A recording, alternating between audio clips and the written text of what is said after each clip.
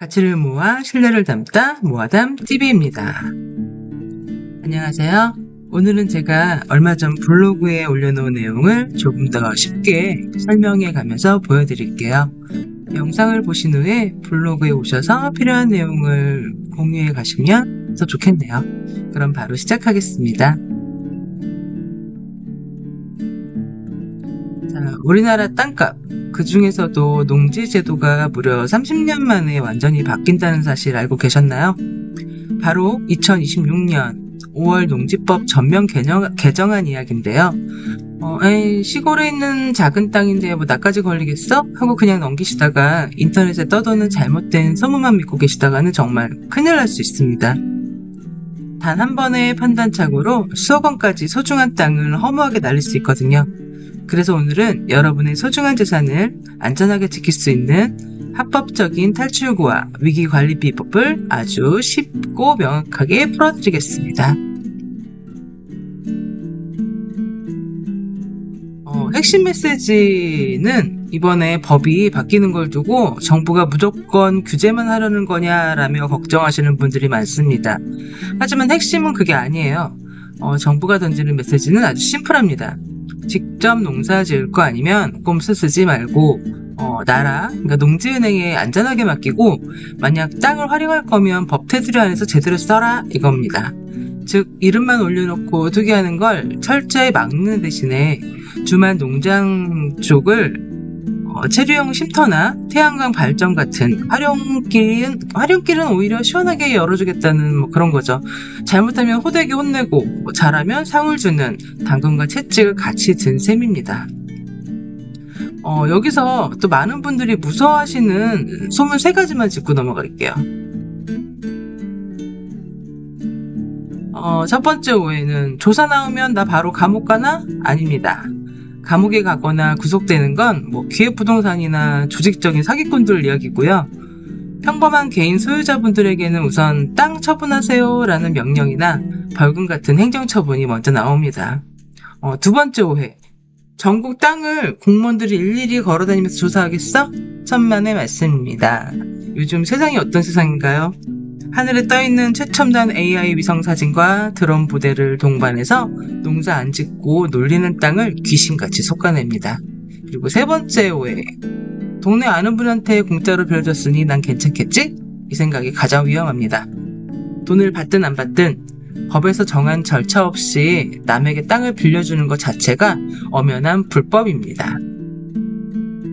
이제 대충 눈 감아주겠지 하는 요행은 통하지 않습니다. 정부가 눈을 부릅뜨고 3종 감시망을 가동하거든요. 첫 번째는 AI 위성 단속입니다.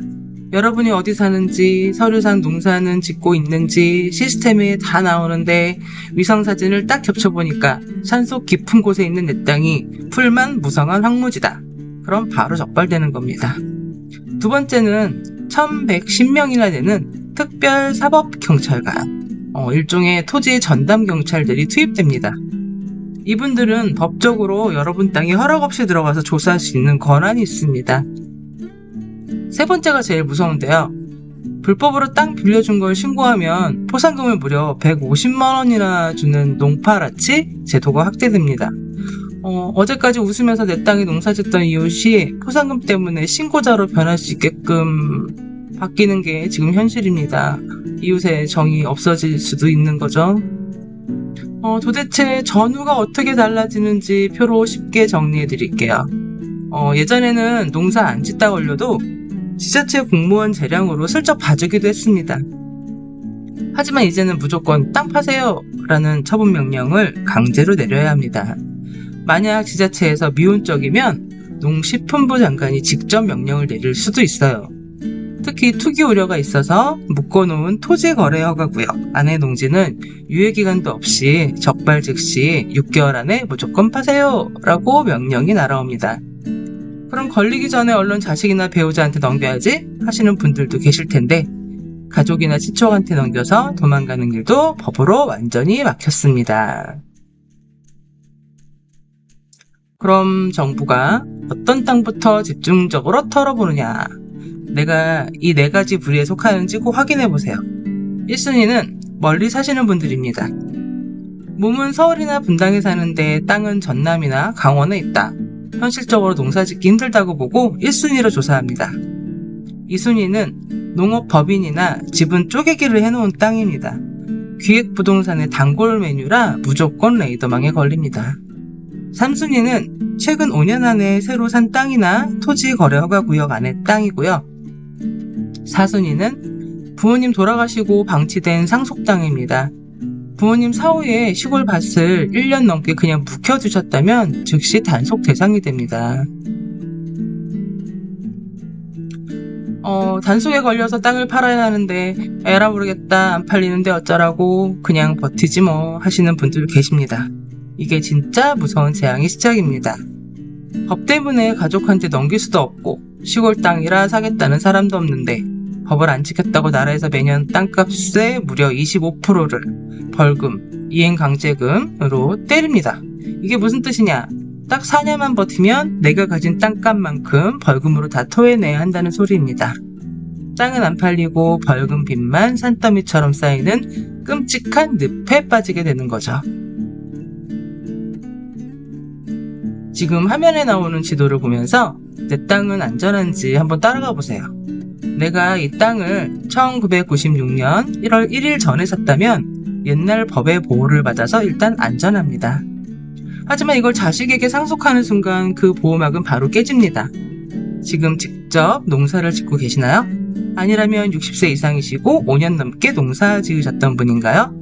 이 조건도 안 되는데 동네 사람한테 그냥 대충 빌려주고 계신 상태라면 지금 머뭇거릴 시간이 없습니다.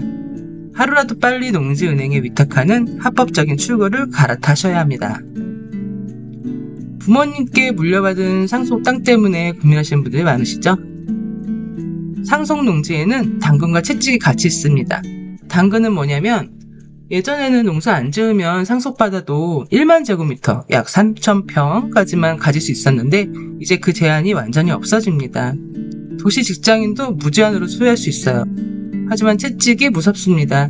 내가 직접 농사 지을 게 아니라면 무조건 농지은행에 땅을 맡겨야만 소유를 인정해주겠다는 조건이 붙은 겁니다. 맡기지 않고 1년 넘게 방치하면 바로 적발합니다. 여기서 꿀팁 하나 드리자면 돌아가신 부모님이 생전에 다른 농부님과 정식으로 맺어준 장기 임대차 계약서가 있다면 그 계약은 자식에게 그대로 이어져서 합법으로 인정되니까 부모님이 유품 정리하실 때 계약서가 있는지 꼭 확인해 보세요. 그리고 시골에 사시는 친척 명의로 슬쩍 돌려놓은 땅이 있다면 이건 정말 시한폭탄을 안고 계신 겁니다. 이건 단순한 농지법 위반으로 안 끝납니다. 경찰 조사가 시작되면 부동산 실명법 위반이라는 무서운 죄가 적용돼요. 진짜 주인은 5년 이하의 감옥에 가거나 땅값의 무려 30%를 과징금 폭탄으로 두들겨 맞을 수 있습니다. 명의를 빌려준 친척분도 처벌받습니다. 늦기 전에 지금 당장 내 이름으로 명의를 돌려놓고 농지은행에 맡기든지 처분하시든지 대책을 세우셔야 합니다. 돈을 안 받고 그냥 이웃 좋으라고 빌려준 건데 뭐가 문제야 하실 수 있습니다. 마음은 좋으시지만 법적으로는 엄연한 불법입니다. 더 큰 문제는 소유자분들이 단속 나온다는 소리를 듣고 놀라서 농사짓던 이웃분한테 이제 나가주세요 하고 일방적으로 쫓아낼 때가 생깁니다. 앙심을 품은 이웃이 포상금 150만원도 받을 겸 그동안에 여기서 불법으로 농사지었다고 정부에 싹 고발해버리는 보복신고가 실제로 엄청나게 일어납니다. 이럴 때는 쫓아내지 마시고 농지은행을 통해서 그 이웃분과 합법적으로 계약할 수 있게 우회 전환을 해주시는 게 현명합니다. 그럼 도대체 어떻게 해야 안전하냐? 유일하고 확실한 정답은 바로 한국농어촌공사의 농지은행 임대수탁 제도를 활용하는 것입니다. 첫째, 여기에 땅을 위탁하면 정부가 하는 농지 실태조사 대상에서 아예 빠지기 때문에 강제로 땅을 팔아야 할 위험이 사라집니다. 둘째, 그렇게 8년 이상 안전하게 맡겨두면 나중에 땅을 팔 때 세금 폭탄을 피하고 일반 세금 혜택을 챙길 수 있습니다. 셋째, 1년에 받는 임대료의 고작 5% 수준의 수수료만 내면 농지은행이 알아서 사람도 구해주고 관리까지 다 해주니까 스트레스 받을 일이 전혀 없습니다. 단, 길도 없고 너무 구석진 산골짜기, 맹지 같은 곳은 농지은행에서도 거부할 수 있으니 내 땅도 받아주는지 미리 확인해 보셔야 합니다. 난 누구한테 안 빌려주고 내가 주말마다 내려가서 진짜 농사 지을 건데 하시는 분들 집중해 주세요. 이제는 서류만 대충 짜맞춘다고 직접 농사로 인정해주지 않습니다. 내가 이 땅을 진짜로 지배하고 있다는 행정적인 흔적이 핵심입니다. 우선 내가 사는 집과 밭의 거리가 너무 멀면 지자체에서 단속할 때 가짜 농부를 의심을 해요. 법적으로 농사일에 들어가는 노동력의 최소 절반, 2분의 1 이상은 내 몸을 직접 써서 지어야 하고 남한테 기계 작업을 맡기는 건 3분의 1 이하까지만 허용됩니다. 그리고 거창한 트랙터는 없더라도 삽이나 예초기 같은 소형 장비를 다루는 모습, 무엇보다 매년 내 카드로 비료나 씨앗을 영수증 내역들을 철저히 모아두셔야 나중에 특사경이 들이닥쳐도 당당하게 방어할 수 있습니다. 위기 속에서도 틈새 시장을 찾아 돈을 버는 기회는 항상 존재합니다. 첫 번째 기회는 그동안 불법 논란이 끊이지 않던 농막 대신 숙박과 취사가 가능한 농촌 체류형 쉼터가 합법화되었다는 것입니다. 제한된 크기 안에서 시골 주말 별장처럼 쓸 수 있게 되니까 주말 농장용 땅들의 가치가 엄청나게 뛰고 있습니다. 두 번째는 땅을 그대로 유지하면서 위에 태양열 패널을 얹어서 농사 수익과 친환경 에너지 발전 수익을 동시에 올리는 영농형 태양광 사업입니다. 농지는 이제 단순히 농사만 짓는 쓸쓸한 흙바닥이 아니라 아이디어만 있으면 돈을 버는 복합 공간으로 진화하고 있습니다.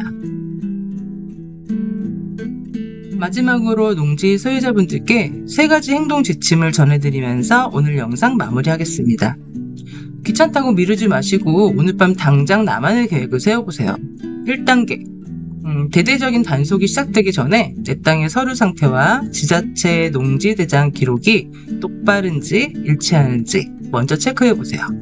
2단계, 농지은행에 안전하게 위탁을 보낼 건지 아니면 영수증을 철저히 챙겨가며 진짜 몸으로 자격을 할 건지 그 노선을 확실히 정하셔야 합니다.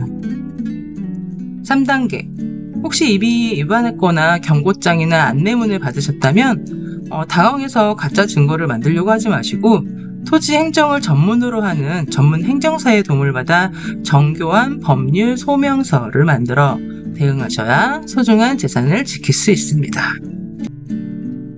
이제 농지는 단순히 등기부등본에 이름이 적혀있다고 내 땅 대접을 받는 시대는 끝났습니다.